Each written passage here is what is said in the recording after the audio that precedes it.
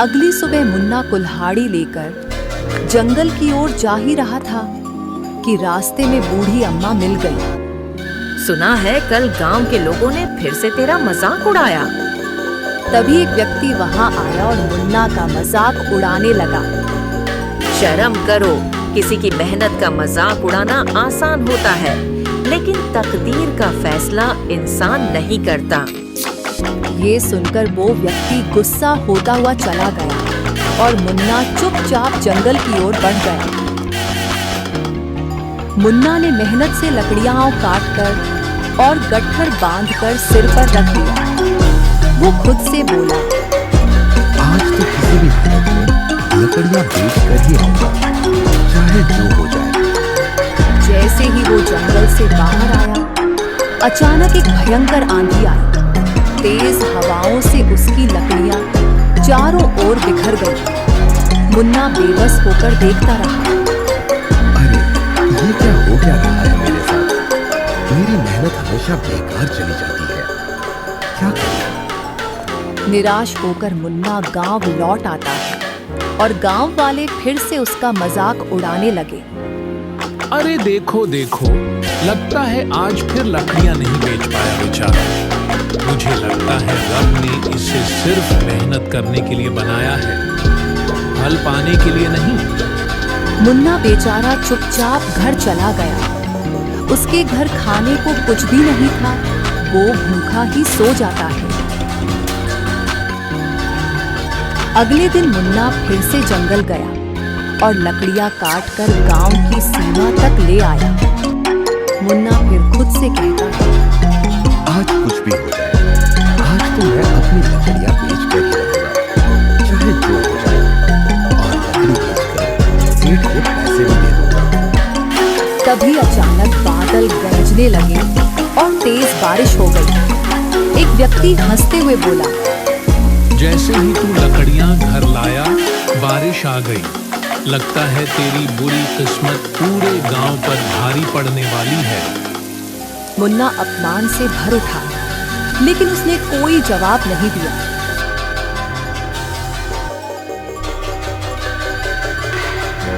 अगले दिन मुन्ना फिर जंगल जाने के लिए तैयार खड़ा था। तभी एक गांव वाला हंसते हुए उसके पास आ पहुंचा। मुन्ना, एक काम कर भाई, इस बार तू जंगल में भटक जाना और कभी वापस मत आना, क्योंकि तू अगर गांव में रहा तो हमारे गांव में कहीं बाढ़ न आ जाए। मुन्ना ने उसकी बात अनसुनी कर दी और जंगल की ओर चल पड़ा। जंगल पहुंचकर मुन्ना एक बड़े वृक्ष के नीचे बैठकर उदास होकर आंसू बहाने लगा। गांव वाले सच कहते हैं, मेरी किस्मत ही फूटी हुई है। जब भी लकड़ियां बेचने जाता हूं, कोई न कोई मुसीबत आ जाती है। श्याम सेठ का कर्ज भी सिर पर चढ़ा है। अरे आप करो तो क्या करो? तभी एक बूढ़ा वहां आ पहुंचा और मुन्ना को रोते देख ठहर गया। बेटा, ओ बेटा, ये तुम्हारी आंखों में आंसू क्यों हैं? बाबा, जिसकी तकदीर फूटी हो, उसकी किस्मत में आंसू ही होते हैं। मैं लकड़हारा हूँ, लेकिन बस नाम का। जब भी लकड़ियां बेचने जाता हूँ, कोई न कोई बाधा आ जाती है। सेठ का कर्ज बढ़ता जा रहा है और गांव में सब मेरा मजाक उड़ाते हैं। बस बस, अपनी तकदीर पर मत रो बेटा, शायद तुम्हारी तकदीर में बड़ा आदमी बनना लिखा हो। मुन्ना चौंक गया और गुस्से में खड़ा हो गया। अरे जाइए बाबा जी, पहले से ही परेशान हूँ और आप और मजाक बना रहे हैं। अरे जिसकी किस्मत में एक ढंग का काम नहीं लिखा, वो बड़ा आदमी कहां से बनेगा? अच्छा हुआ कि गांव वाले यहाँ नहीं हैं, नहीं तो वो और मजाक बना देते। बूढ़ा मुस्कुराते हुए वहां से चला गया। मुन्ना अपने आप से बोलने लगा, अब मैं गांव वापस नहीं जाऊंगा, जंगल में ही अपना घर बनाकर रहूंगा, नहीं जाना मुझे गांव। मुन्ना कुल्हाड़ी उठाकर जंगल में आगे बढ़ गया। मुन्ना चलते चलते एक खंडहर के पास पहुंच गया। खंडहर को देखकर वो हैरान रह गया। अरे ये तो बड़ा विचित्र खंडहर है। अंदर क्या है? अंदर चलकर देखता हूँ। मुन्ना धीरे धीरे अंदर चला गया। उसने देखा कि वहां सुंदर घने वृक्ष थे। कुछ वृक्ष चंदन के भी थे। उसकी नजर एक विशाल पत्थर की मूर्ति पर पड़ी जो एक सुंदर लड़की की थी। अरे वाह, ये तो किसी राजकुमारी की मूर्ति लगती है। लेकिन इस खंडहर में क्या कर रही है? मुन्ना मूर्ति के पास बैठ गया और मूर्ति को देखकर मुस्कुराते हुए बोला, क्या वक्त है, क्या समय है? तुम भी अकेली हो, मैं भी। तुम पत्थर की हो, मैं पत्थर का नहीं। लेकिन जब लोग मेरा मजाक उड़ाते हैं तब मैं पत्थर जैसा हो जाता हूँ। मेरा दिल बहुत दुखता है। क्या करूं? जवाब देने का कोई फायदा भी तो नहीं है ना? मुन्ना काफी देर तक मूर्ति से बातें करता रहा। फिर पेड़ों को देखकर बोला, हाँ, ये लकड़ी बहुत महंगी बिकेगी, इसे काटता हूँ। इतना बोल के वो कुल्हाड़ी उठाकर लकड़ियां काटने लगा और गठरी बनाकर गांव की ओर लौट गया और बाजार में लकड़ी बेचने लगा। तभी एक व्यापारी वहां आ पहुंचा। ओ भैया, ये लकड़ी तो बड़ी सुंदर है। ये तो चंदन की लग रही है। देखो भैया, लेना हो तो लो, नहीं तो आगे बढ़ो। अरे हाँ, मैं खरीदूंगा। रुको रुको, ये लो भैया, ये लो इसकी अच्छी कीमत। मुन्ना ने खुश होकर धन रख लिया और व्यापारी लकड़ियां लेकर चला गया। तभी वहां एक व्यक्ति आ पहुंचा। अरे मुन्ना, ये तो चमत्कार हो गया। वाह भाई वाह, जंगल से लकड़ी भी ले आया और अच्छे दामों में बेच भी दी। अब लगता है कि तेरी किस्मत बदल रही है।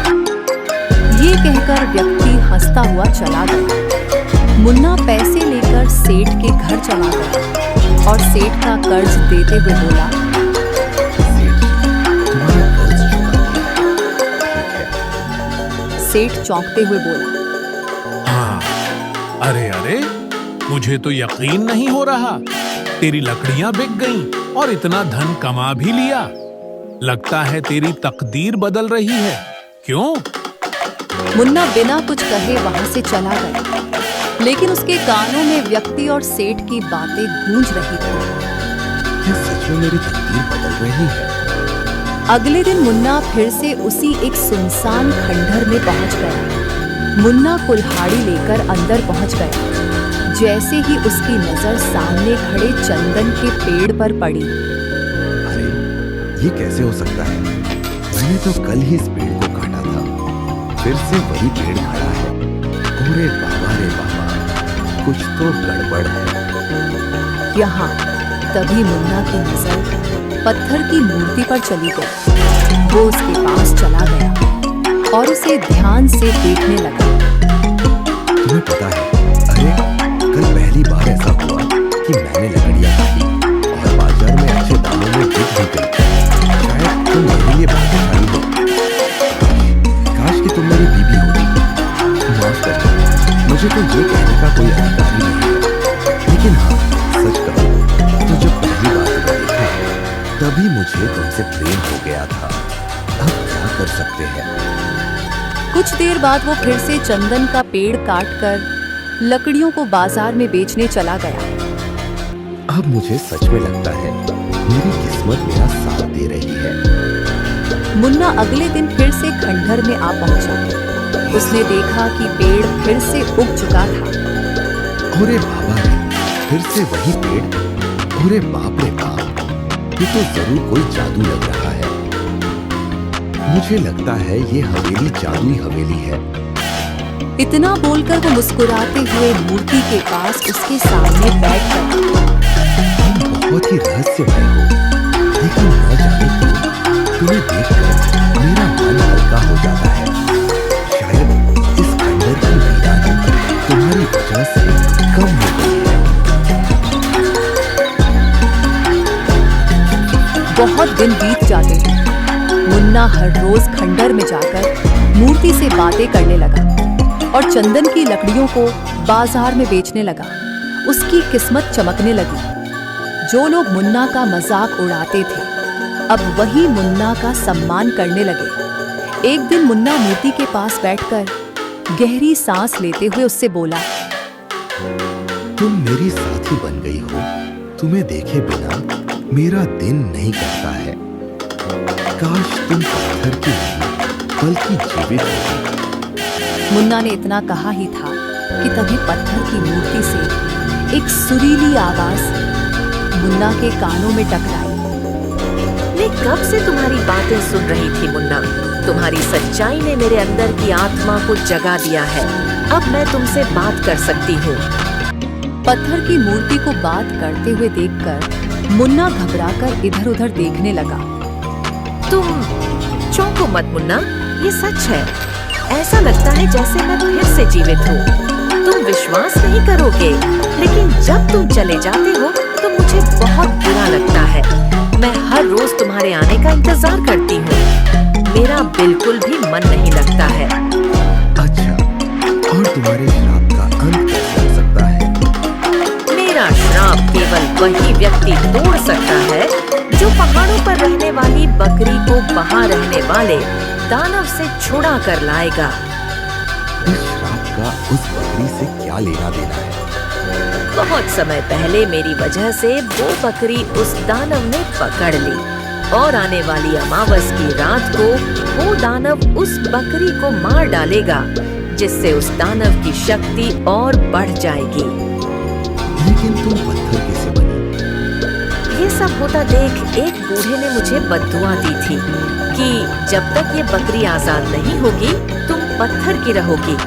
उसकी बद्दुआ से रब ने मुझे ऐसा कर दिया। ठीक है, मैं तुम्हारे लिए वो सब करूंगा जिससे तुम ठीक हो जाओ। पर मुन्ना वो दानव बहुत खतरनाक है। तुम्हें छुपकर उस बकरी को यहाँ लाना होगा। ठीक है, मैं उस बकरी को यहाँ जरूर लाऊंगा। मुन्ना वहां से चला जाता है। पहाड़ पर एक बहुत ही खतरनाक दानव रहता था। मुन्ना पहाड़ों की तरफ पहुंच जाता है। कुछ देर तक चलने पर मुन्ना उस गुफा के पास पहुंच जाता है। पहले मुझे देखना होगा कहीं दानव जगा हुआ तो नहीं है। मुन्ना चुपके से गुफा के अंदर देखता है। वो देखता है दानव सो रहा होता है। मुन्ना यह देखकर अंदर जाता है। उसको बकरी दिख जाती है। वो चुपके से बकरी के पास जाता है और बकरी को बाहर ले आता है। फिर मुन्ना उस पत्थर की मूर्ति के पास पहुंच जाता है। देखो, मैं इस बकरी को ले आया हूँ। तभी वो मूर्ति एक सुंदर लड़की के रूप में आ जाती है। वाह, तुम तो ठीक हो गई। हाँ मुन्ना, तुम्हारी वजह से मैं बिल्कुल ठीक हो गई। मेरी एक गलती ने मुझसे मेरा सब कुछ छीन लिया। अब मेरा तुम्हारे अलावा कोई नहीं। क्या तुम मुझसे शादी करना चाहते हो? हाँ, पर मैं बहुत गरीब हूँ और मेरी किस्मत भी बहुत खराब है। तुम मेरे साथ नहीं रह पाओगी। तभी वो पास खड़ी बकरी बोल पड़ती है। तुमने मुझे उस दानव की कैद से छुड़ाया। मैं बोलने वाली बकरी हूँ और मैं एक समय में 1 महीने की बराबर दूध देती हूँ। ये सब सुनकर मुन्ना और मुन्नी चौंके रह जाते हैं। वाह, तुम तो बोलने वाली बकरी हो। ठीक है, हम तुम्हें हमेशा अपने साथ ही पालेंगे। उसके बाद ईमानदार मुन्ना का जीवन बहुत अच्छा हो जाता है और वो अपनी पत्नी और अपनी बकरी के साथ खुशी खुशी रहने लग जाता है। प्यारे दोस्तों,